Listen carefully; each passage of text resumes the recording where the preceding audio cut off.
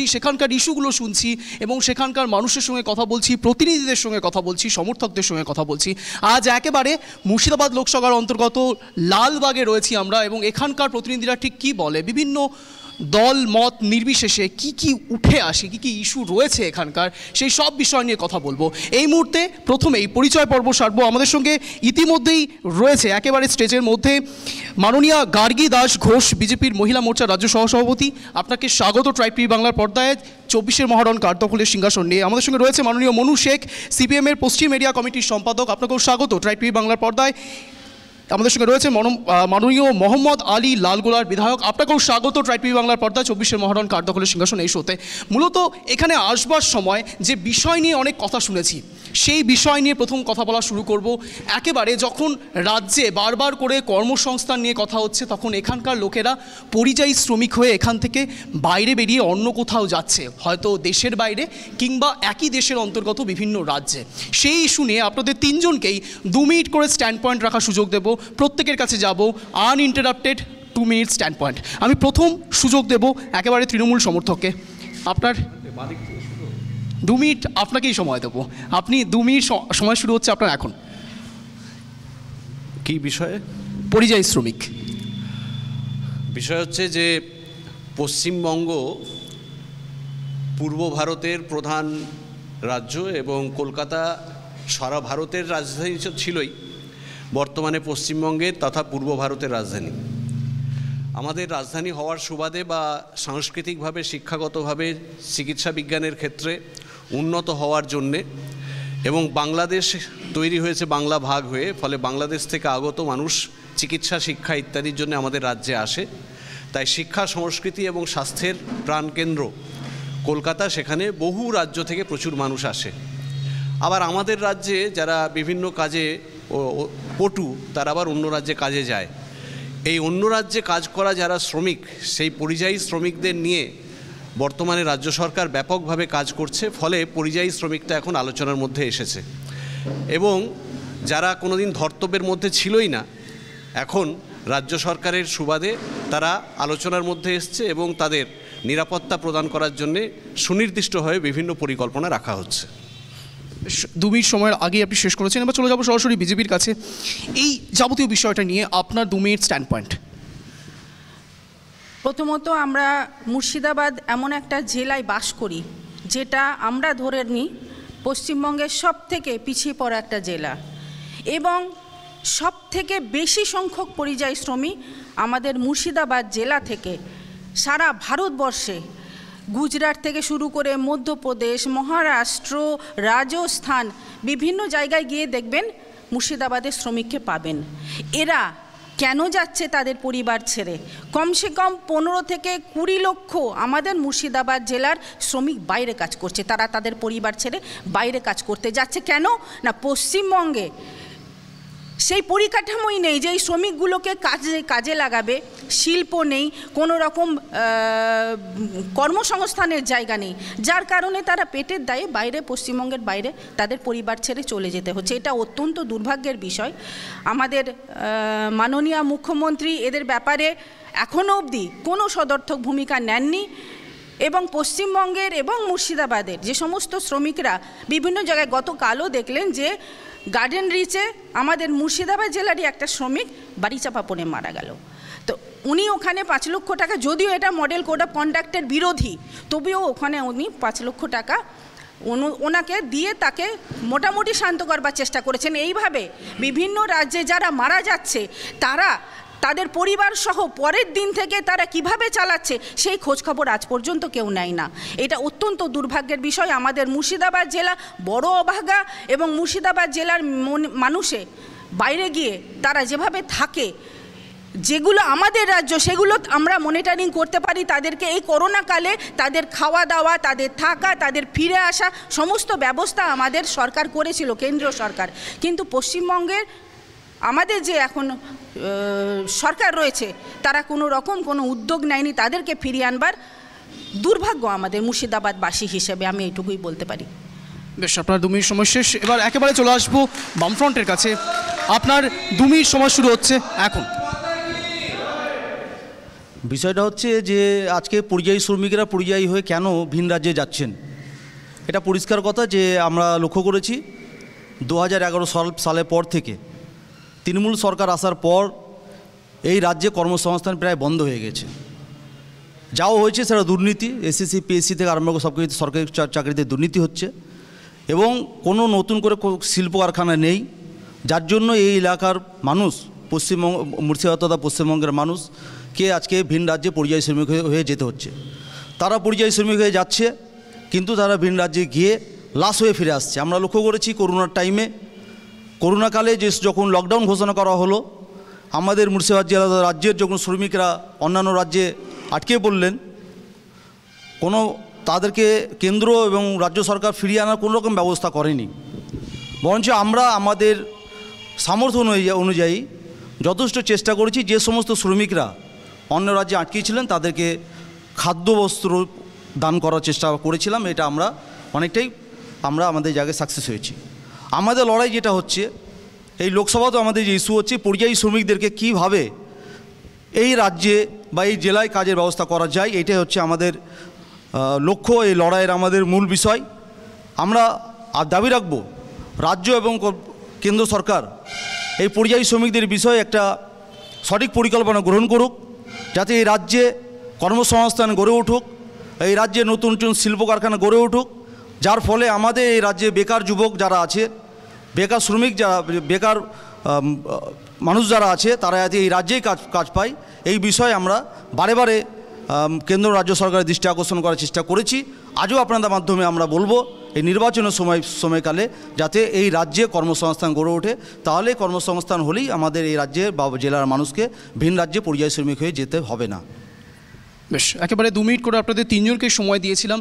যে বিষয় নিয়ে কথা উঠলো একেবারে পরিযায়ী শ্রমিক নিয়ে, যখনই পরিযায়ী শ্রমিক নিয়ে প্রশ্ন উঠলো তখন তৃণমূল সমর্থক একরকম কথা বললেন, বামফ্রন্ট একরকম কথা বললেন, বিজেপি একরকম কথা বলবেন, বলাটাই স্বাভাবিক। তার কারণ এখন লোকসভা নির্বাচন এবং লোকসভা নির্বাচনের আগে এই যাবতীয় বুড়ি বুড়ি প্রতিশ্রুতিও থাকতে পারে কিংবা তাদের নিজস্ব সপক্ষে অনেক যুক্তিও থাকতে পারে, কিন্তু এবার প্রশ্নবান থাকবে সরাসরি সঞ্চালকের এবং সেই সঞ্চালকের প্রশ্নের উত্তর আপনাদেরকে দিতে হবে। তার সঙ্গে সমর্থকেরা হাত তুলবেন এবং আপনাদের কাছেও পৌঁছে যাব, আপনাদের প্রশ্নের উত্তর দিতে হবে নেতাকে।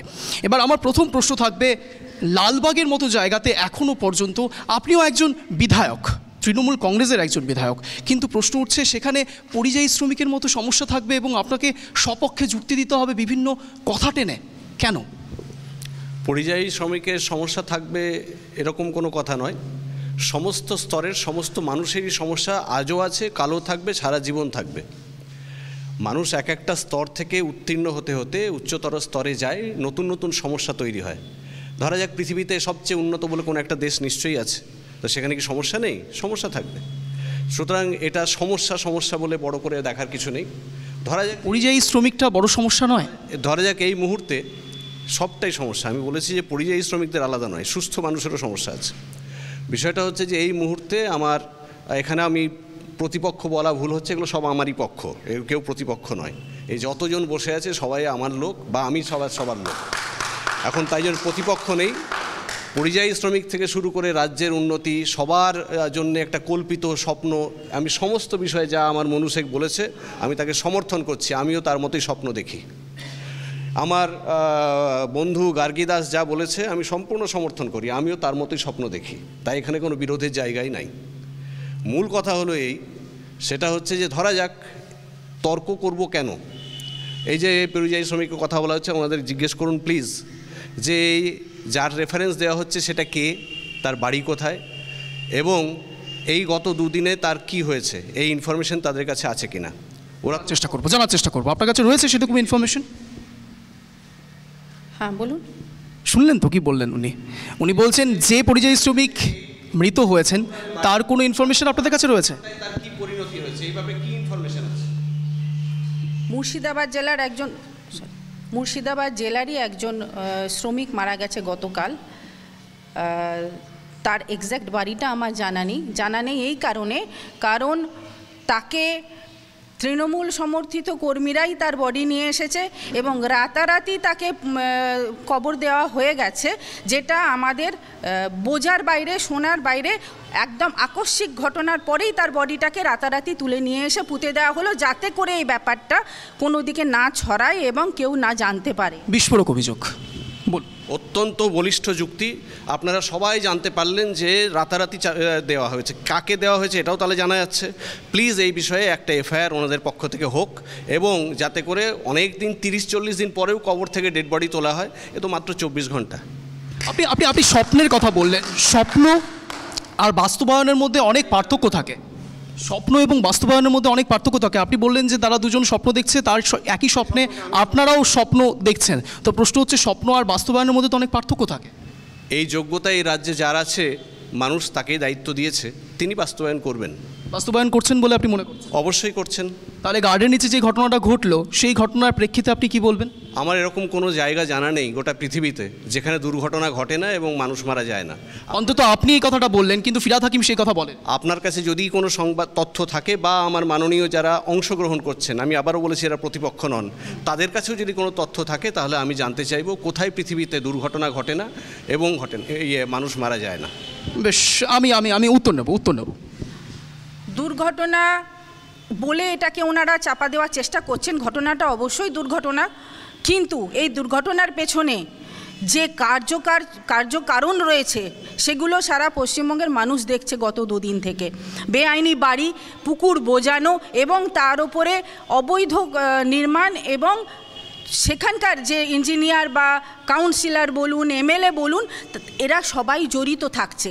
আমাদের প্রশ্ন এটাই যে যাদেরকে মানুষ ভোট দিয়ে তাদের জায়গাতে পৌঁছলো, তারা জনপ্রতিনিধি, তারা নিজেরাও দেখছে না, কিসের বিনিময়ে সেটা আমরা জানি না, কিন্তু তারাও নিজেরাও দেখছে না যে আমার ওই বাড়িতে যারা বসবাস করছে তাদের সিকিউরিটি কতটা, তারা কিভাবে ওখানে বসবাস করছে এবং তাদের ভবিষ্যৎটা কী।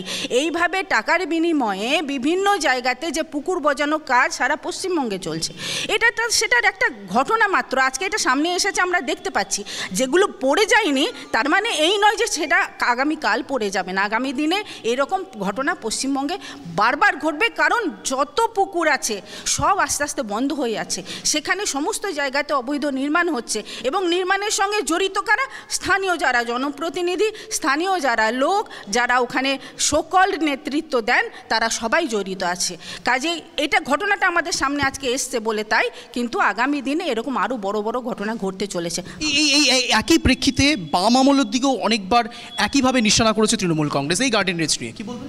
বাম আমলে যে ইশারা করেছেন সেটা বলতে হবে। যেমন আজকে গার্ডেন রিচের ঘটনাটা ঘটেছে, 5তলা বিল্ডিং পড়ে প্রায় 7 জন মারা গেছেন। 9 জন মারা গেছেন, 2 জন 3 জন করতে 7 জন, আপনি দেখলাম 9 জন মারা গেছেন। তাহলে এই যে মারা গেছে যেটা ঘটনাটা, এটা ঘটলো কেন? একটা কেবল বিল্ডিং তৈরি হলো, বিল্ডিংটা ধসে পড়লো, কিন্তু সেই ধসে 7 জন মারা গেল, দায়ভারটা কে নেবে? আর কেন বা ঘটেছে ঘটনাটা? এটা তো পরিষ্কার আমাদের কাছে যে আজকে যে বিল্ডিং যেভাবে গড়ে উঠছে, যে অবৈধ নির্মাণগুলো হচ্ছে, তার যে টোটালি যে দুর্নীতির বিষয়টা আছে, সেই এলাকার পৌরসভা বলেন, কর্পোরেট বলেন, ইঞ্জিনিয়ার বলেন, তার তো একটা দায়ী থাকছে। কারণ একটা ইঞ্জিনিয়ার গিয়ে সেইখানে তো ইনকোয়ারি করে সেটা তার যে বিল্ডিং প্ল্যান যেটা সেটা পাস করছে। তাহলে কীভাবে সেই ইঞ্জিনিয়ার গিয়ে সেই জায়গায় সমস্ত পরীক্ষা নিরীক্ষা না করে, না দেখে সেই বিল্ডিংয়ের পাস দিলেন? বেশ, আমি আমি আমি আমি আপনাদের কাছে আসবো। কেউ কিছু প্রশ্ন করতে চান? কারো কোনো প্রশ্ন রয়েছে? কারো কোনো প্রশ্ন রয়েছে? বেশ, আপনার নাম? আমার নাম আজাবুল আজাবুল শেখ। কাকে প্রশ্ন করবেন? আমি রাজ্য সরকারকে প্রশ্ন করছি। জাস্ট আমি অ্যাকচুয়ালি গ্রামে বাস করি। আমার গ্রামে অনেক শিক্ষিত বেকার ছেলে, এই লালবাগ কলেজেরই ইংলিশে অনার্স করা ছেলে পরিযায়ী শ্রমিক হয়ে বাইরে কাজ করছে। আমার রাজ্য সরকারের কাছে প্রশ্ন যে এই 2011 সালের পর পরিযায়ী নামটা কেউ জানতো না। 11 সালের পর যখন করোনা আবহাওয়া আসলো, তখনই পরিযায়ী নামটা আমরা শুনতে পেলাম, যে ওয়েস্ট বেঙ্গল মাইগ্রেন্ট ওয়ার্কার যেটা। তো পরিযায়ী শুধু রাজমিস্ত্রি কাজ করে এরাও নয়, যারা শিক্ষিত বেকার ছেলে বাইরে কাজ করছে, অন্য রাজ্যে যাচ্ছে, তারাও কিন্তু অ্যাকচুয়ালি পরিযায়ী শ্রমিক।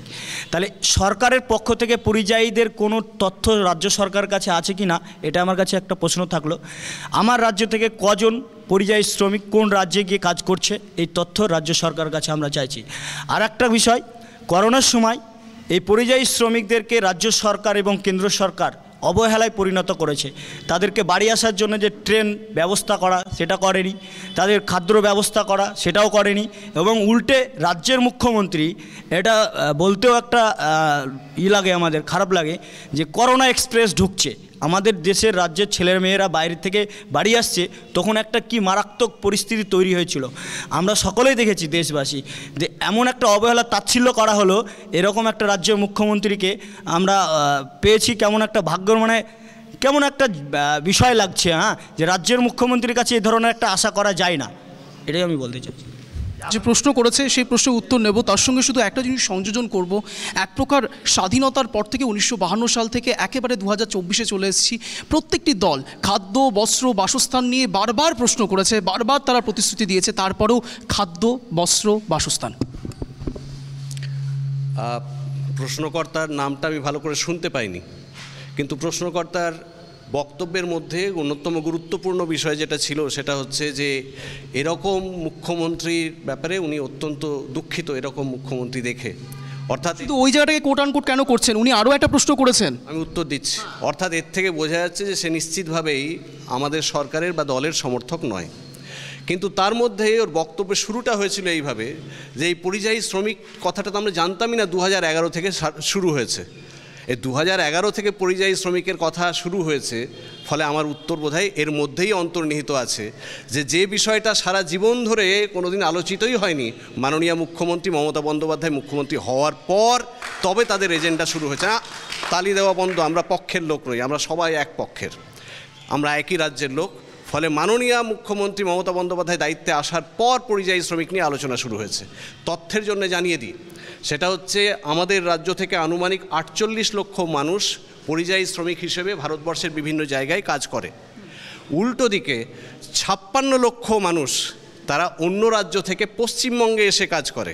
গোটা রাজ্যে কলকাতা থেকে শুরু করে বৃহত্তর কলকাতায় যত মুটে আছে, যত আগেকার দিনে রিক্সাওয়ালা ছিল, তারপর চটকল শ্রমিক আছে, কিংবা বেশিরভাগ জায়গায় সব জায়গায় হিন্দি স্পিকিং আপনারা জনসংখ্যা পাবেন, এবং উড়িষ্যার লোকজন তারা রান্নার কাজে যুক্ত দিয়ে 56 লক্ষ লোক অন্য রাজ্যের এখানে কাজ করে। ফলে আমাদের রাজ্য থেকে যত না লোক বাইরে যায় তার চেয়ে বেশি আসে। এবারে হচ্ছে যে এই মানদণ্ড দিয়ে কোনো একটা রাজ্যের উন্নত অবস্থা বা পিছিয়ে পড়া অবস্থা বিচার করা যায় না। কেন? কারণটা হচ্ছে রাজস্থানের মারোয়াড়িরা তারা গোটা ভারতবর্ষব্যাপী গোটা জায়গায় ব্যবসা চালিয়ে বেড়াচ্ছে, তার মানে তোরা কী দাঁড়াচ্ছে? কিন্তু মারোয়াড়িরা অবস্থাপন্ন লোক, তারা ব্যবসা করছে। তাই অন্য একটা মানদণ্ডে যদি দেখেন যে গোটা পৃথিবীতে সবচেয়ে বেশি সংখ্যক বৈজ্ঞানিক কোন রাজ্য থেকে বাইরে যাচ্ছে, উত্তর হলো পশ্চিমবঙ্গ। যে যুক্তি দিল সেই যুক্তি আপনার কাছে কটাক্ষ বলে মনে হয়? আপনি আপনার উত্তর পেয়েছেন? আপনি আপনার উত্তর পেয়েছেন? পেয়েছি। স্যাটিসফাইড? তথ্যের সঙ্গে সেটা অ্যাডজাস্টমেন্ট হচ্ছে না, কিন্তু আমরা যেটা বলতে চাইছিলাম যে আমাদের পরিযায়ী যে আপনি তো 2011 সালের কথা বললেন, তাহলে সেই ক্ষেত্রে উনি খুব স্মার্টলি যে অ্যান্সারটা দিলেন, তিনি বলার চেষ্টা করলেন এক প্রকার বাম আমলের দিকে টার্গেট করলেন, সেই বিষয়ে কি বলবেন? অ্যাকচুয়ালি সেটা তো ওটা একটা রাজনৈতিক ব্যাপার, বাম আমলের দিকে সবাই তো, যেমন গতকালকে আমরা কলকাতায় দেখছি নির্মাণ ধসে পড়ছে, সবই বাম আমলের, কোনো একটা কিছু হলে তাও বাম আমল।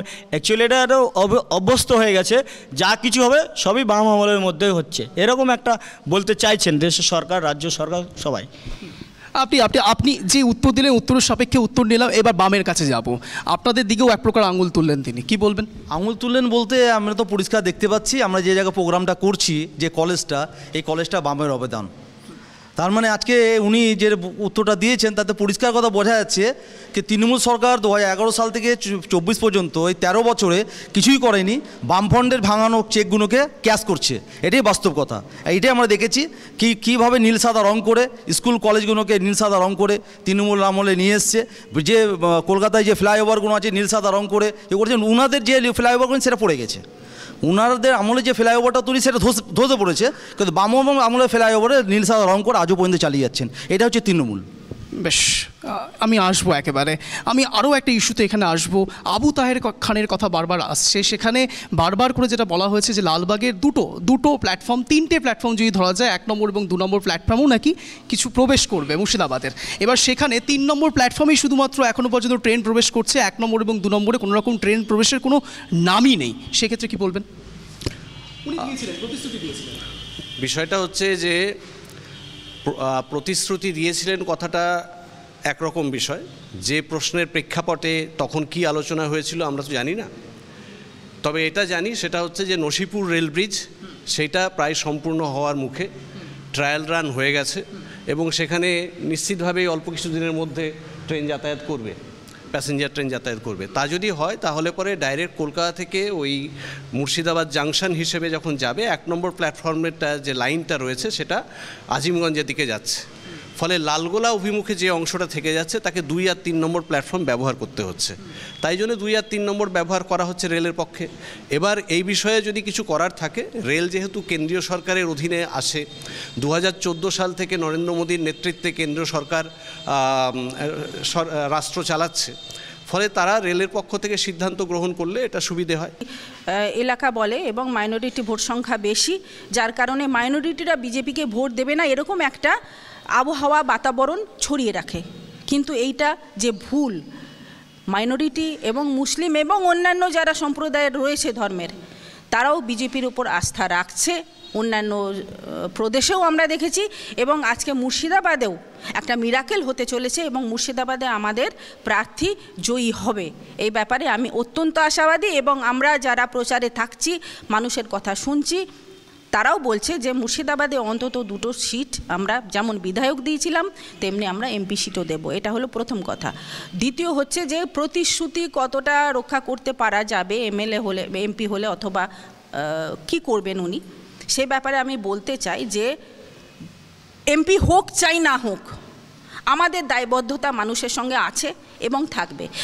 সবসময় এমপি বা এমএলএ হবার পরেই আমাদেরকে প্রতিশ্রুতি রক্ষা করতে হবে সেটা নয়। আমরা যেহেতু কেন্দ্রে আছি, আজকে এই নসিপুর রেল ব্রিজ বলুন বা যে কোনো ব্যাপারে বলুন, আমাদের সহযোগিতা এবং আমাদের সমস্ত রকম তদবির ছিল বলে কিন্তু কাজগুলো সম্পন্ন হতে পেরেছে। কিন্তু কিছু কিছু ক্ষেত্র আছে যেগুলো একদম রাজ্য সরকারের অধীন, এই স্বাস্থ্য পরিষেবা বলুন বা অন্যান্য পরিষেবা, সেগুলো একজন এমপি হিসেবে তিনি চেষ্টা করতে পারেন এবং তিনি করবেন এটা বলতে পারেন, কিন্তু যতক্ষণ না রাজ্য সরকার এনওসি দিচ্ছে, যতক্ষণ না রাজ্য সরকারের সহযোগিতা আমরা পাচ্ছি, কিছু কিছু ক্ষেত্রে আমাদের পক্ষে সেই জায়গাটা ঢোকা সম্ভব না।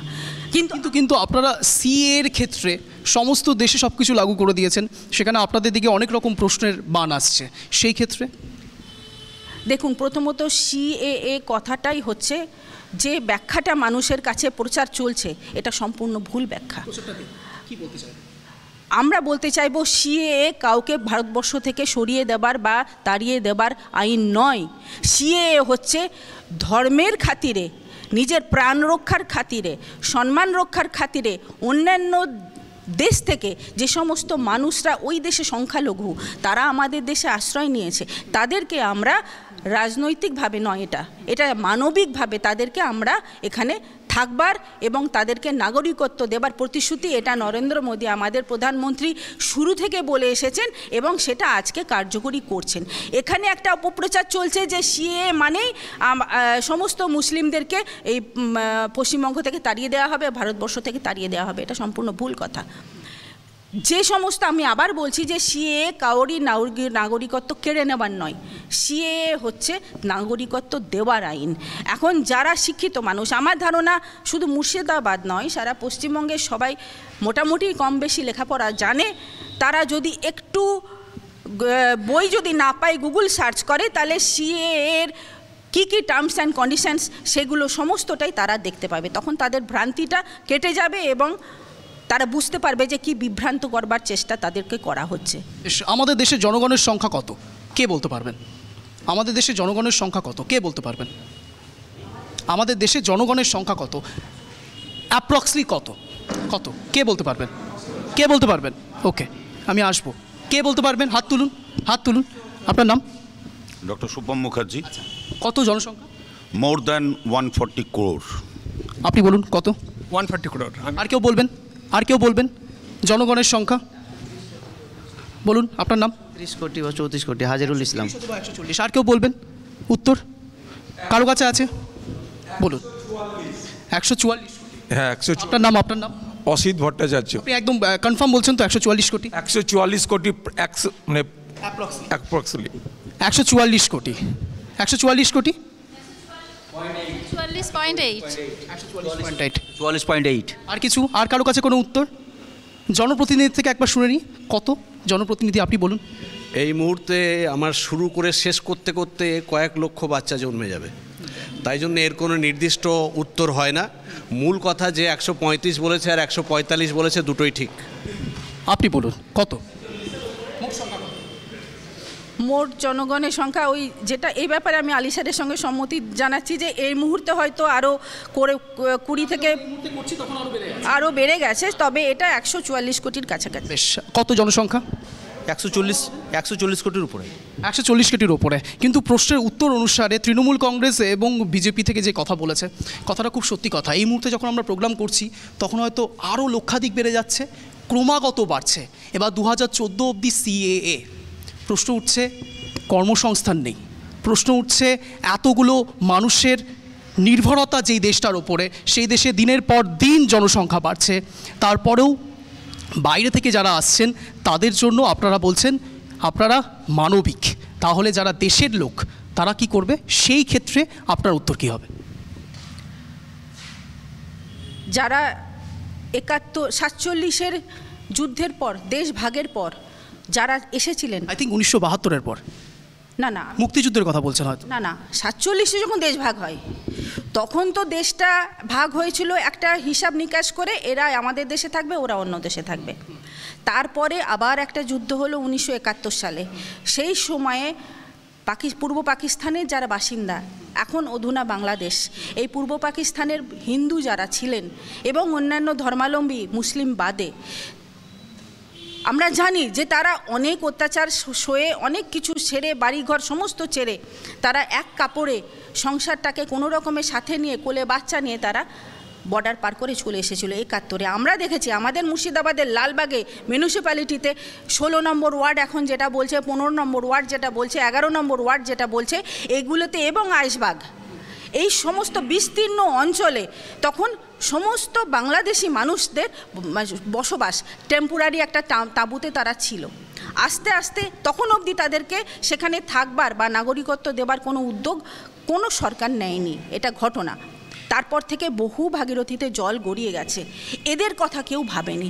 আমি তো শুধু মুর্শিদাবাদের কথা বললাম, আপনি বনগাঁ যান, বসিরহাট যান, বারাসাত যান, এই রকম সমস্ত জায়গায়, যাদবপুরেও, সব জায়গায় সারা পশ্চিমবঙ্গে কত যে উদ্বাস্তু যারা এখনও নাগরিকত্ব পায়নি। একটা ভোটার কার্ড মানেই নাগরিকত্ব নয়, তাদেরকে সেই জায়গাতে থাকবার অধিকার দেওয়া।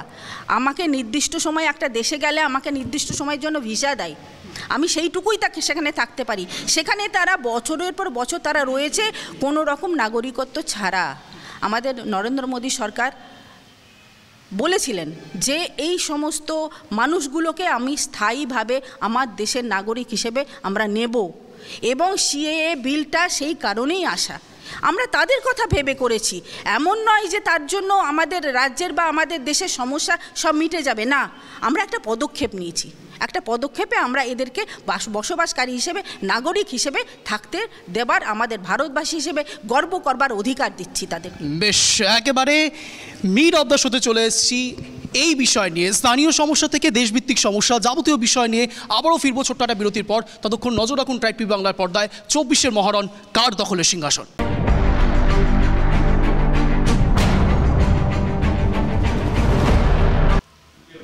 ফিরালাম বিরতির পর। আপনারা দেখছেন 24-এর মহারণ, কার দখলে সিংহাসন। এবং এই শোতে বিভিন্ন রকম প্রশ্ন উঠছে, প্রশ্ন উত্তর পর্বও চলবে। এবার একেবারে সমর্থকদের কাছে আসবো। একেবারে অফ স্ক্রিনে একজন বলছিলেন এক কবিতার কথা, তার কাছ থেকে সেই কবিতাটা শুনবো এবং সেখান থেকে প্রশ্ন উত্তর পর্বে চলে যাব। আপনার কবিতা এবং প্রশ্ন। অ্যাকচুয়ালি কবিতাটা এই মুহূর্তে আমার সম্পূর্ণ লাইনটা জানা নাই, তবে যেটা আমি জানি আর কি, হ্যাঁ,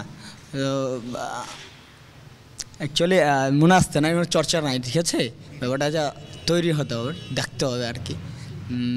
আমি যে প্রশ্নটা বলবো, বিজেপি যে প্রতিনিধি আছে তার কাছে CAA ব্যাপারটা নিয়ে একটু বলতাম। তো আমরা যারা নাগরিক, যারা আমরা ভোট দিচ্ছি, তাহলে কি এটা আমাদের নাগরিকত্ব নয়? এই একটা প্রশ্ন। কেন্দ্রীয় সরকার আমাদেরকে আধার কার্ড দিয়েছে, সে আধার কার্ডের গ্রহণযোগ্যতা আমাদের কি? এটার মাধ্যমে কি আমরা নাগরিকত্ব প্রমাণ দিতে পারি না? এটা আমার কাছে প্রশ্ন। তাহলে নাগরিকত্ব বলতে কি বোঝাতে চাইছেন? আসলে উনি বললেন যে ভোটাধিকার আর নাগরিকত্ব এক না, তাহলে কোনটা ঠিক? ভোটাধিকার সেটা জানতে হবে। আর নাগরিকত্ব কোনটা, এটা আমরা বুঝতে চাইছি। আর সিএর আগে যারা দেশ ভাগের পরে এই দেশে এসছেন বা এখান থেকে বাংলাদেশে চলে গিয়েছেন, আমাদের এখানে যারা এসছেন, হ্যাঁ, তাহলে তারা কিভাবে আছেন? আর তারা যে ভোট দান করছে, যে গণতান্ত্রিক অধিকার প্রয়োগ করছে, দেশ সরকার তৈরি হচ্ছে, দেশ চলছে, তাহলে তাদেরকে কেন দিতে দেওয়া হচ্ছে? এটাকে আমাদের ভোট তো সরকার না, তাহলে কিন্তু আমাদের ভোট তাদেরকে ভোট দান দিতে সরকারটা দেওয়া হচ্ছে কেন? এটাই তো মনে হয়। বেশ, সমর্থকদের প্রশ্ন এবং আপনার কাছেই আসবো, অনেকগুলো প্রশ্ন একসাথে উত্তর দেবেন, ঠিক আছে? আপনার প্রশ্ন সিএ নিয়ে। কি বলতে হবে সিএ নিয়ে? সিএ নিয়ে আপনার কি প্রশ্ন রয়েছে, বা সিএ নিয়ে আপনার সমর্থন বা অসমর্থন? সিএর বিষয়টা নিয়ে অনেকেই অনেক কথা বলছে। কথাটার মধ্যে হচ্ছে সম্পূর্ণ কথাটা বলতে একটু সময় লাগবে, সময় দিলে আমি বলতে পারি। প্রথম কথা হচ্ছে যে আমার মাননীয়া গার্গীদাস মহোদয়া তিনি যেটা বলছিলেন, বিজেপি রিপ্রেজেন্টেটিভ, সেটা হচ্ছে সিএ নাগরিকত্ব প্রদানের আইন, কারো নাগরিকত্ব বাতিলের আইন নয়।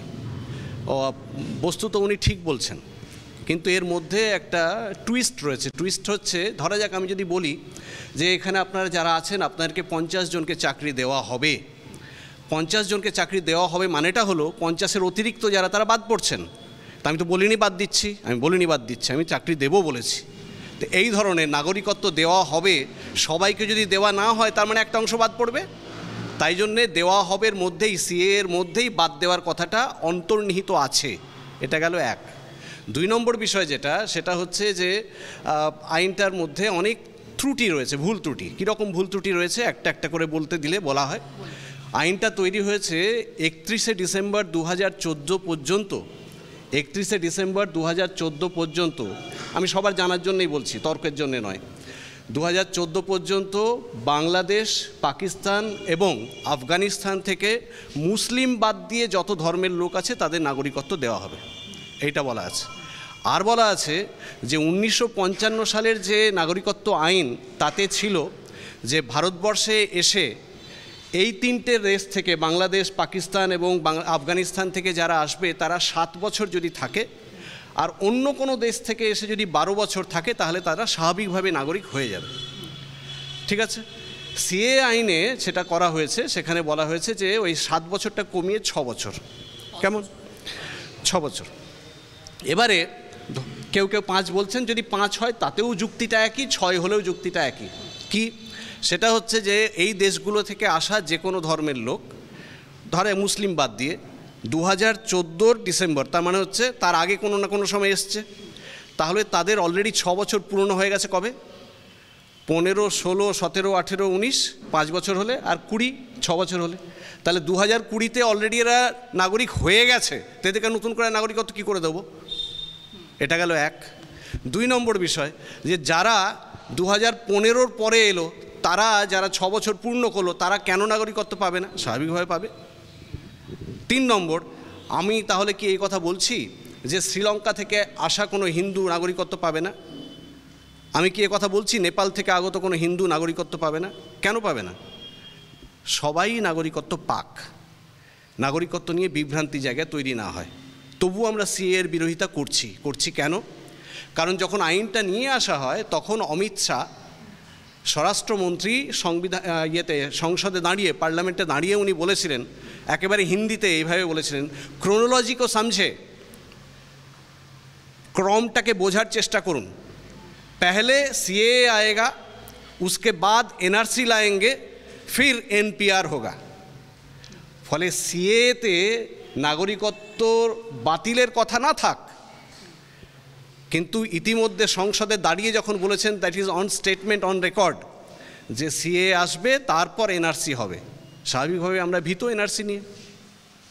এই জন্যে আমরা মনে করি যে এনআরসির বিরোধিতা করছি, যেহেতু এনপিআরের বিরোধিতা করছি, তাই জন্যে আমরা সিএ এর বিরোধিতা করছি। কারণ সিঁদুরে মেঘ দেখে লোক গরু ডরায়, তার কারণ হচ্ছে গরুর অভিজ্ঞতা আছে যে সিঁদুরে মেঘ উঠলে ঝড় বৃষ্টি আসে। তাই আমাদের এই অভিজ্ঞতা আছে, সেই অভিজ্ঞতার জন্যে আমরা সিএ দেখে ডরাচ্ছি। 2006 সালে একেবারে মমতা বন্দ্যোপাধ্যায় খোদ সিএকে সমর্থন করেছিলেন, সেই ক্ষেত্রে আমি কোথায় বিরোধিতা করলাম? আপনি তো এখন বললেন। তো বললাম যে অন্য রাষ্ট্র থেকে আসা হিন্দুদেরও নাগরিকত্ব দিতে হবে। শুধু সেটা হলে পরেই আপনারা সমর্থন করুন। আমি তো বললাম 2015 থেকে আগত হিন্দুদেরও যারা 6 বছর পূর্ণ করেছে নাগরিকত্ব দিতে হবে। মৌলিক বিষয়টা তো বিরোধিতা করিনি, বিরোধিতা করছি এই বিষয়ে পার্টিকুলার পয়েন্টে ক্রোনোলজি কো সমঝে এই কথাটার বিরোধিতা করছি। সেই বেশ বেশ বেশ বেশ বেশ আপনার কাছেই আসবো। সিএ নিয়ে আপনার সমর্থন অসমর্থন কিংবা যুক্তি? সিএ নিয়ে প্রথম যুক্তি যেটা হচ্ছে সেটা হচ্ছে একটা রাজনৈতিক বিষয়। একদম ভোটের মুহূর্তে সিএ ঘোষণা করা হচ্ছে। আমাদের কাছে আমাদের মনে হচ্ছে এটা হচ্ছে বিজেপি আর তৃণমূলের যে মেরুকরণের রাজনীতি, এই মেরুকরণটাকে করার জন্য সিএটাকে ঘোষণা এই মুহূর্তে করা হয়েছে। তৃণমূল কী করে এলো এইটা যে মেরুকরণ যেটা হচ্ছে বললেন না হিন্দু আর মুসলিমের বিষয়টা, এই যে মানুষের মধ্যে আতঙ্ক কি এই সিএ থেকে আমাকে বাঁচাতে পারে কে, এই মুহূর্তে তৃণমূল ক্ষমতায় আছে, অতএব তৃণমূলের পাশে আমাকে যেতে হবে, এই যে ভোটের যে মেরুকরণটা, এইটা হচ্ছে তাদের মূল উদ্দেশ্য। সিএর বিরোধিতা সিপিআইএম পার্টি করবে, কারণ তৃণমূলের বিধায়ক যিনি আছেন উনি বলেছেন বিষয়টা কি বাস্তবেই এটা সিএ, তারপর এনআরসি, তারপর এনপিআর আসবে, এবং এইটা একটা মানে অমিত শাহ বলেছেন, এটা তো বাস্তব কথা। কিন্তু এর যে বিরোধিতা তৃণমূল পার্টি যা করছে তা কিন্তু আমরা লক্ষ্য করছি না। এটা একটা সেটিং, যেমন আপনি বললেন 2006 সালে, তখন উনি ছিলেন বিজেপির পক্ষে, অতএব যখন বিজেপির পক্ষে ছিলেন তখন সিএটাকে উনি সমর্থন করেছেন। আর যখন বিজেপি থেকে বেরিয়ে এসেছেন দেখেছেন বাংলায় টিকে থাকতে গেলে আমি সিএ এনআরসির কথা যদি বলি তাহলে সমস্যা হবে, অতএব বিধানসভার লোকসভার ভিতরে গিয়ে আমি মানে সিএর বিরোধিতা করব না, কিন্তু লোকসভা বাইরে এসে পাবলিককে সামনে আমি সিএর বিরোধিতা করে দেখাবো কি আমি সিএর বিরোধী। কিন্তু বাস্তবে উনি সিএর বিরোধী নয়, উনি সিএর পক্ষেই আছেন, কারণ উনি তো বলছেন উনি সিএ এর পক্ষে। কিছু মৌলিক জায়গাতে অসুবিধা রয়েছে এনআরসি এবং এনপিআর, মৌলিক জায়গাতেও অসুবিধা আছে, তো তার বিরোধিতা হচ্ছে না কেন যেদিনকে সিএ এর প্রস্তাবনা পার্লামেন্টে উঠেছে সেদিনকে বিজেপির 8 জন এমপি সেখানে কেন ছিলেন না ভোটাভুটিতে? রাজ্যসভাতে কেন ওনাদের 19 জন থাকা সত্ত্বেও আপনার 105 জন হচ্ছে বিরোধী, আর ওনাদের 19 মিলে হচ্ছে ওনাদের 13 মিলে হচ্ছে 118, আর যেখানে বিজেপির মেরিট হচ্ছে 112, সেখানে বিজেপি 125 পেয়েছে আর বিরোধী 105-এ থেকে গেছে। এর মেরুকরণটা কি?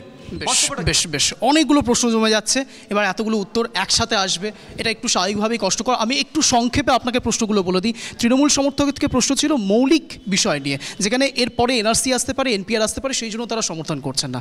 আর দ্বিতীয়, বামফ্রন্টের পক্ষ থেকে বলা হয়েছে এক প্রকার তৃণমূল এবং বিজেপি ইনডিরেক্টলি সেটিং তত্ত্ব। বলুন। দেখুন, একটা আমাদের বাগধারা এক সময় পড়েছিলাম যে কাকে কান নিয়ে গেল চিলে, আমি কানের দিকে না তাকিয়ে চিলের পেছনে ছুটছি। সিএ নিয়ে ওনাদের ধারণাটা খানিকটা ওই রকম যে এখন যেহেতু সিএটা লাগু হয়ে গেছে, কাউরির কিছু করবার নেই, সিএটা ভালো করে পড়ে ওনারা অনুধাবন করেছে যে সত্যি করে এখানে নাগরিকত্ব কেড়ে নেওয়ার আইন এটা নয়।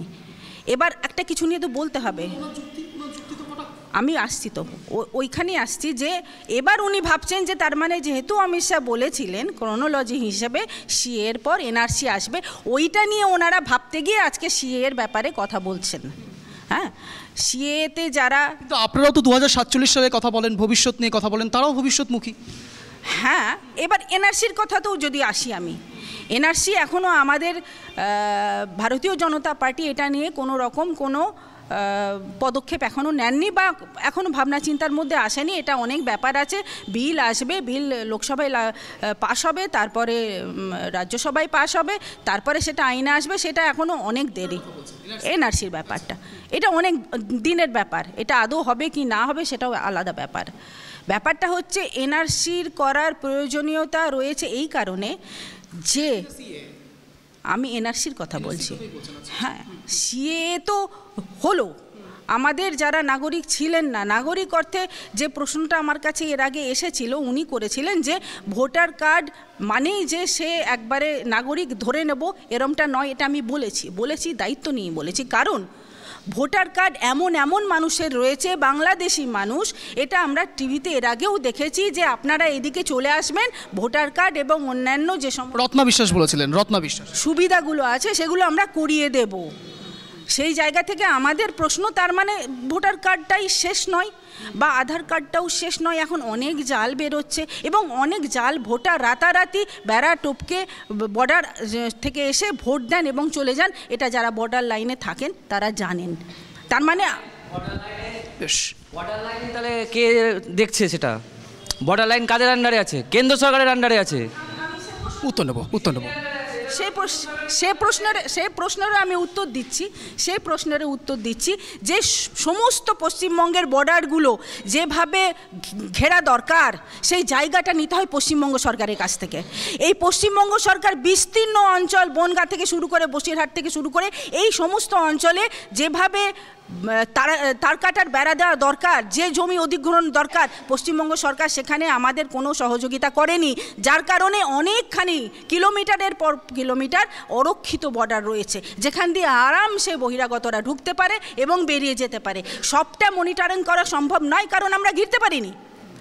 বিজেপির সামরিক দপ্তর তারা এখনও সেই জায়গা পায়নি যেখানে আমরা বর্ডার দিয়ে আরক্ষিত করব, তবে না সেখানটাই মনিটরিংয়ের ব্যাপার বা সেগুলো রক্ষা করার ব্যাপার। যেগুলোকে আমরা ঘিরতে পারলাম না, আমরা এখনও অবধি সেখানে বেড়া দিতে পারলাম না, বিস্তীর্ণ অঞ্চল আমরা জায়গা পেলাম না, আমরা সেখানে কি করে মনিটরিং করব? সেই সুযোগটা করে দেওয়া হয়েছে, রাজ্য সরকার করে দিয়েছে এবং বহিরাগতরা এসে ভোট দিচ্ছে, চলে যাচ্ছে। এটা হলো ওই ছেলেটির প্রশ্নের উত্তর। কারণ আমরা সব উত্তর পেলেন, উত্তর পেয়েছেন, বেশ। দ্বিতীয় আসবো। আমার যেটুকু বলার আছে বলাটা হচ্ছে, ওনারা যে বলছেন এই কথাটা যে ওনারা মানে কিছু কিছু জায়গায়, তো আমি যেটুকু খবর পাচ্ছি আর বাংলা, রিপাবলিক বাংলার তো ওনাদের কিনা চ্যানেল যেটাকে বলে, তো ওনারা তো মানে রিপাবলিক বাংলা যেটা দেখাচ্ছে যে মিলিটারি একদম ওদের স্ট্রং আমাদের, সেটা আমি মানছি। যেহেতু তাহলে উনি যেটা বলছেন আমাকে যে হাফ লাইন আপনার না, সামনে আসতে দেখো না, ঠিক আছে, আমি তো সামনে লাইনে ওনার তারা দিয়ে রেখেছে, ব্যারিকেডে তারা দিয়ে রেখেছে, তার পরবর্তীতে ওনারা কী করে বলছেন যে না এখানে কিছুটা তার দিয়ে আছে, ওখানে কিছুটা তার দিয়ে আছে, আমার গ্যাপ, এটা কেন বলছেন? লাইনটা তিনি বুঝান। আরেকবার উত্তরটা নেব ভালো করে, প্লিজ। আচ্ছা, বেশ বেশ, বলুন বলুন। কমরেড বললো ওই ভাইটা যে ভোটার কার্ড, আধার কার্ড থাকলে কি আমরা নাগরিকতা নয়?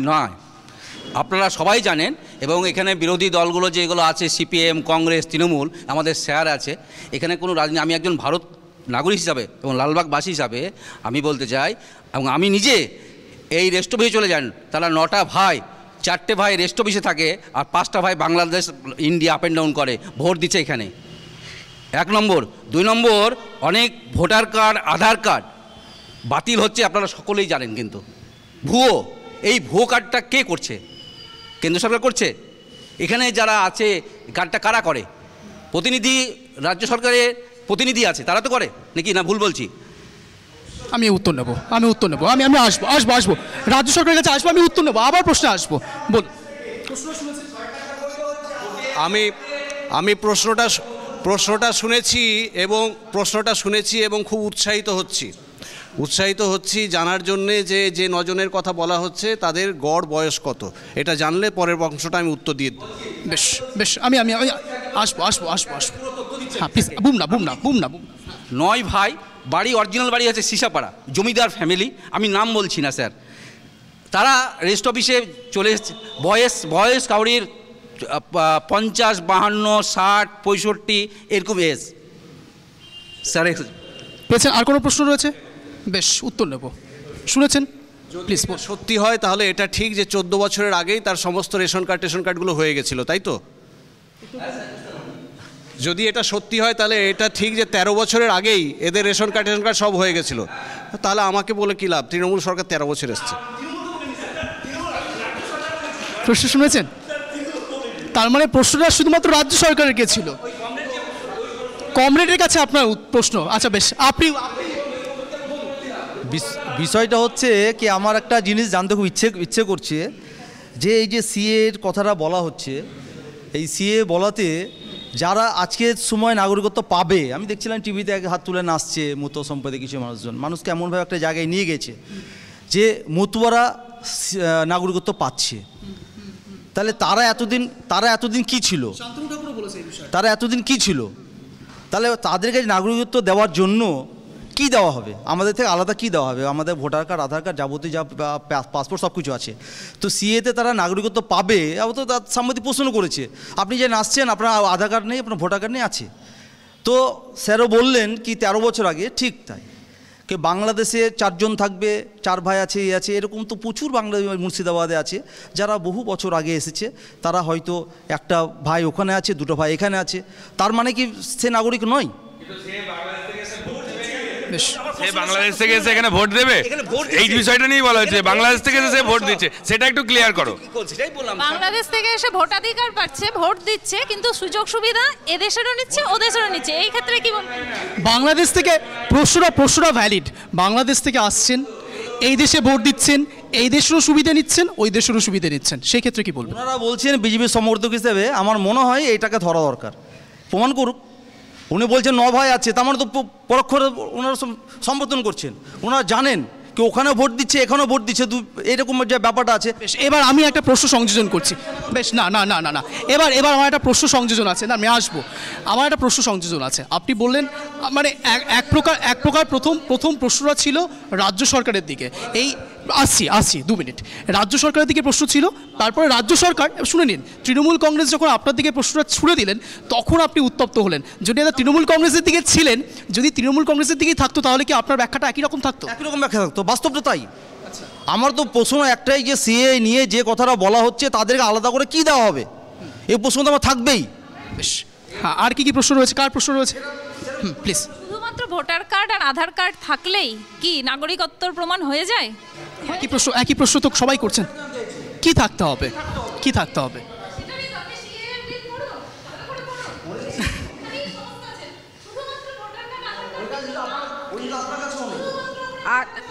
বল।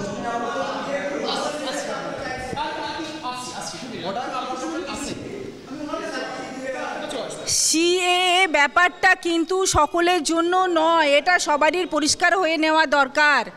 আপনাদের ক্ষেত্রে সিএ আইনের কোনো রকম কোনো অসুবিধা বা সুবিধা কোনোটাই আপনারা পাবেন না। পাবে কারা? যারা ওপার বাংলা থেকে বা অন্যান্য দেশ থেকে আমাদের দেশে এসেছেন।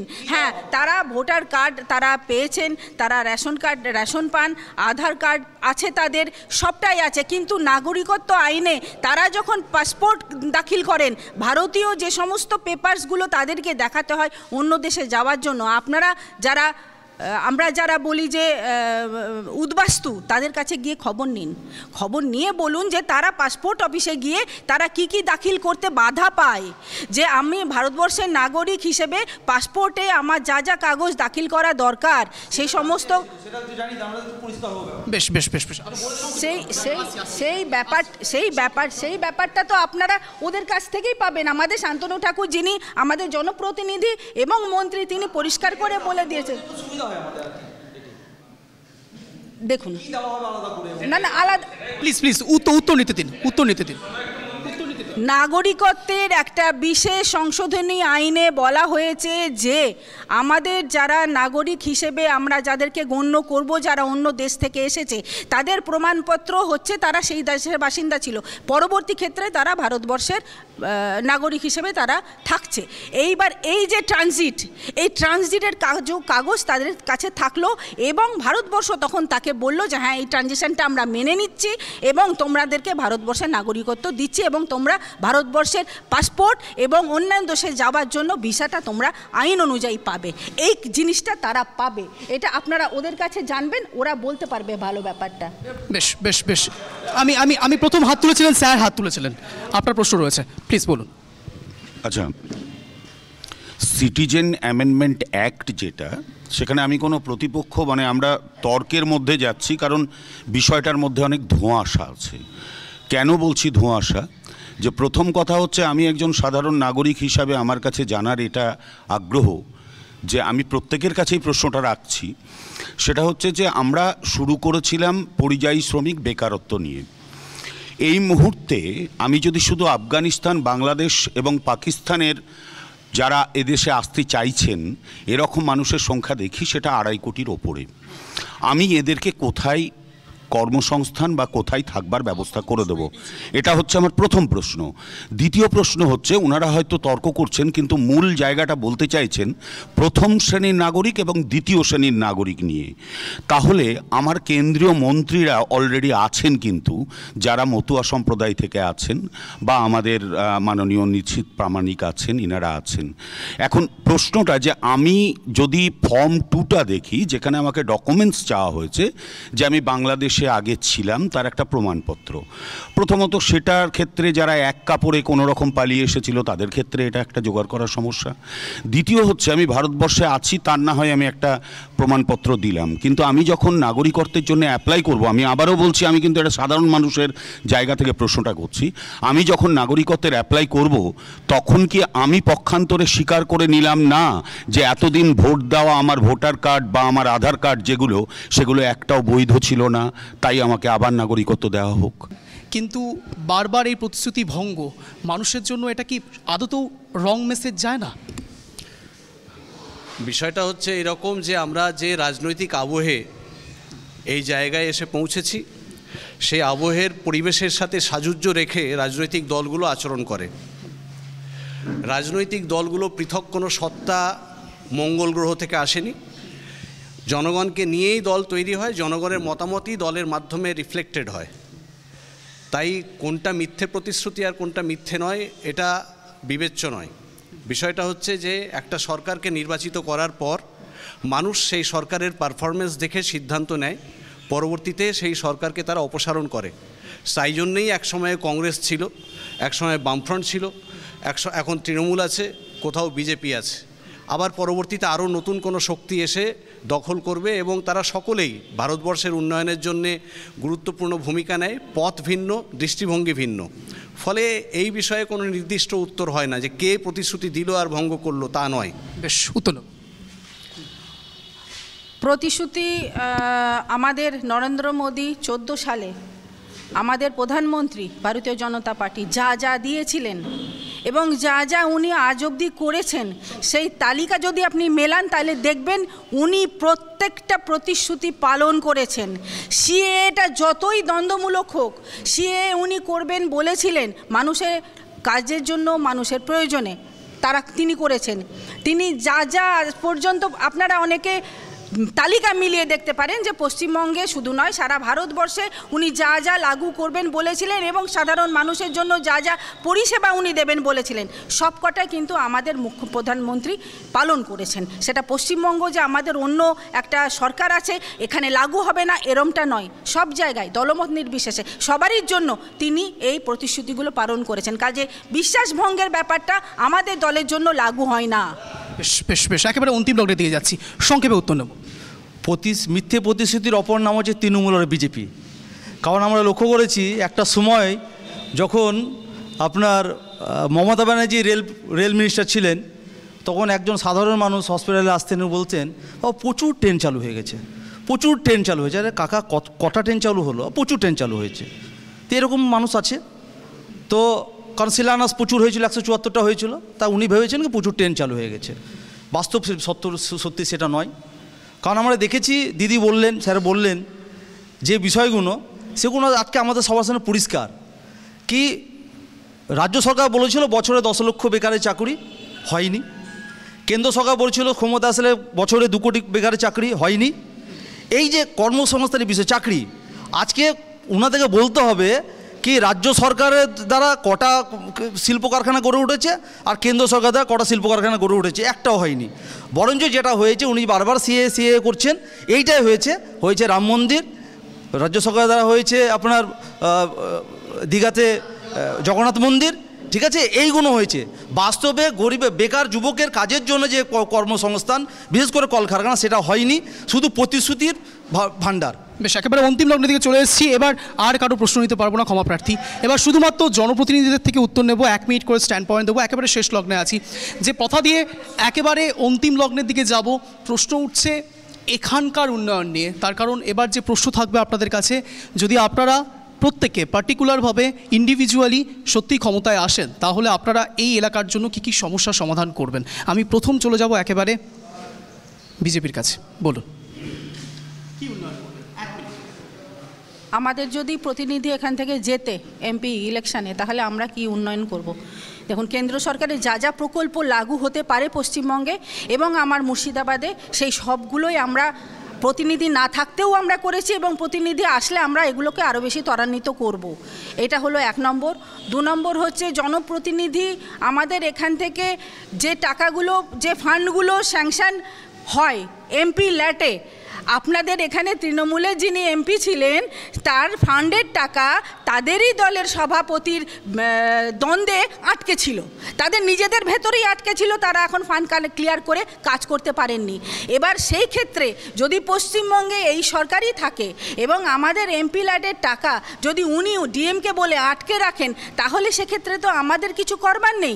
কিন্তু যেগুলো কেন্দ্র সরকারের প্রকল্প সরাসরি বেনিফিশিয়ারির অ্যাকাউন্টে আসছে বা বেনিফিশিয়ারি কাটছে, সেই কাজগুলো আমরা আমাদের জনপ্রতিনিধির দ্বারা আমরা করব। আমরা বেশ বেশ এবার একেবারে তৃণমূল কংগ্রেসের কাছে আসবো। আপনার 1 মিনিট সময় শুরু হচ্ছে এখন। বিষয় হচ্ছে যে সরকারের, রাষ্ট্রের মূল কাজ হচ্ছে সাধারণ মানুষের পরিষেবা পৌঁছে দেওয়া, সাধারণ মানুষের কাছে রাষ্ট্র বা সরকারকে নিয়ে যাওয়া। সারা ভারতবর্ষে যতগুলো রাজ্য আছে, সমস্ত রাজ্যের গড় সমাজ কল্যাণমূলক খাতে খরচ হচ্ছে 4.6%, আর পশ্চিমবঙ্গে রাজ্য সরকারের খরচ হচ্ছে 14.1%। সারা ভারতবর্ষে, আমি আবারও বলছি, সারা ভারতবর্ষে যত রাজ্যে আছে সমস্ত রাজ্যের মধ্যে সমাজ কল্যাণ ক্ষেত্রে সবচেয়ে বেশি ব্যয় পশ্চিমবঙ্গ সরকার করে। পশ্চিমবঙ্গ সরকার মানুষের সাথে ছিল, আছে এবং থাকবে। 1 মিনিট সময় শেষ হওয়ার আগে আপনি শেষ করেছেন, এবার আপনার একেবারে অন্তিম লগ্ন। 1 মিনিট সময় শুরু হচ্ছে আপনার এখন। বিষয়টা হচ্ছে কি, সামাজিক উন্নয়নটা কি, সামাজিক উন্নয়নটা বুঝতে হবে আগে। লক্ষ্মী ভাণ্ডার দিলাম, এটা সামাজিক উন্নয়ন নয়, আমরা সামাজিক উন্নয়নের কথা বলছি। আমাদের লক্ষ্য হচ্ছে শিক্ষা, স্বাস্থ্য, খাদ্য, কর্মসংস্থান আর হচ্ছে আপনার বস্ত্র। এই 5টা জিনিসকে অ্যাসিওর করতে হবে, যার জন্য লড়াই আন্দোলন আমাদের সিপিএম পার্টি করছে, এটা করবে। এটা যদি আমরা এই সংসদে যদি ক্ষমতা আসতে পারি, নিশ্চয়ই এই বিষয়ে আমরা লড়াই আন্দোলন করব। আরেকটা বিষয় যেটা বলতে চাইছি, উনি রেল ব্রিজের কথা বলেছেন। বিজেপির ক্ষমতায় আসা 10 বছর লেগেছে রেল ব্রিজটা চালু করতে এবং তৃণমূলের 13 বছর লেগেছে। অতএব যে রেল ব্রিজ সম্বন্ধে কথাটা বলেছিলেন, এই কথাটা আপনাদের দৃষ্টি আকর্ষণ করলাম। আরেকটা বিষয় জিনিসটা বলতে চাইছি, যেটা হচ্ছে আমাদের এই এলাকা হচ্ছে পর্যটন ভিত্তিক এলাকা, পর্যটনের উপর নির্ভরশীল। আজকে হাজারদুয়ারিকে নিয়ে যেভাবে হাজারদুয়ারি একজন অফিসার যে ঘটনা ঘটিয়েছেন, তার ফলে প্রায় 120 জন হকার্স আজকে 1 বছর ধরে তারা কোনো ইনকাম পাচ্ছে না, সংসার চলছে না, লোকাবাড়ি তার বউরা কাজ করছে। এই এলাকার জনপ্রতিনিধি যিনি সাংসদ ছিলেন, ওনার একটা দায়িত্ব ছিল যে পার্লামেন্টে প্রশ্নটা তোলা। উনি পার্লামেন্টও জানি না, এলাকার মানুষ ওনাকে চিনেনি না যে আবু তাহের খান কে। স্বাভাবিকভাবে ওই বিষয়ে আমরা বারবার চিঠি করেছি, আবু তাহের খান মানে সাংসদকে চিঠি করেছি। এই এলাকার যিনি বিধায়ক আছেন, যাকে আজকে এই এলাকায় ভোটে দাঁড় করানো হয়েছে, ওনার কি ভূমিকা ছিল যে আমার এই পর্যটক উন্নয়নের ক্ষেত্রে কী করবেন। আজকে কাটরা মসজিদ একটা বিশাল ঐতিহ্য, সামনে ফুটো মসজিদ আছে যা ইতিহাস বহন করছে, সেই রেলগেটটাকে বন্ধ করে দেওয়া হলো। তাহলে যে লক্ষ লক্ষ পর্যটক যারা ঘুরতে আসছে, তারা কাটরা মসজিদ এবং ফুটো মসজিদ থেকে বঞ্চিত হচ্ছেন। শুধুমাত্র একটা রেলগেট খোলা আছে রেজিস্ট্রি অফিসের, ওইটা তাতে প্রচণ্ড গ্যাদারিং সৃষ্টি হচ্ছে। আমি আরেকটা শেষ কথা বলতে চাইবো স্বাস্থ্য নিয়ে। যে হাসপাতাল, এখানে লালবাগ মহকুমা হাসপাতাল কি বেহাল অবস্থা, পরিষ্কার পরিচ্ছন্ন হয় না, ডাক্তারের রাউন্ড দেওয়ার কোনো নির্দিষ্ট টাইম নেই, হাসপাতালে কোনো ওষুধ পাচ্ছে না। এই বিষয়ে কি রাজ্য বা কেন্দ্র সরকার ভাবছে, আজকে এইটা আমার প্রশ্ন থাকলো। ওখান থেকে একেবারে সরি, ক্ষমা প্রার্থী, একেবারে অন্তিম লগ্নের দিকে চলে এসেছি। আমি সবাইকে সময় দিয়েছিলাম যে কথা বলে আজকের এই শো শেষ করব। লক্ষ্মীর ভাণ্ডার 500 থেকে 1000 হচ্ছে নাকি রাম মন্দির ঘিরে নানা উত্তেজনা তৈরি হচ্ছে, শেষ কথাটা কিন্তু বলবে জনতা জনার্দন। তার কারণ শেষ ভোটটা কিন্তু দেবে এই আঙুলের ছাপ দিয়ে। তার কারণ মানুষের এই আঙুলের ছাপের পাওয়ার আপনাদের এই প্রতিশ্রুতির থেকেও অনেক বেশি দামি। এবং তখন যদি সত্যি আপনারা প্রতিশ্রুতি দিয়ে প্রতিশ্রুতি পূরণ না করে থাকেন, শেষ কথাটা যখন জনতা জনার্দন বলবেন, তখন আমাকে আর এই শোটা করতে হবে না। তার কারণ লড়াইয়ের ময়দানে আপনারাই উত্তরটা পেয়ে যাবেন। এই কথা বলেই আজকের এই শো শেষ করব। এরকমভাবে সব শো দেখার জন্য নজর রাখতে হবে ট্রাইব টিভি বাংলার পর্দায়। 24-এর মহারণ, কার দখলে সিংহাসন।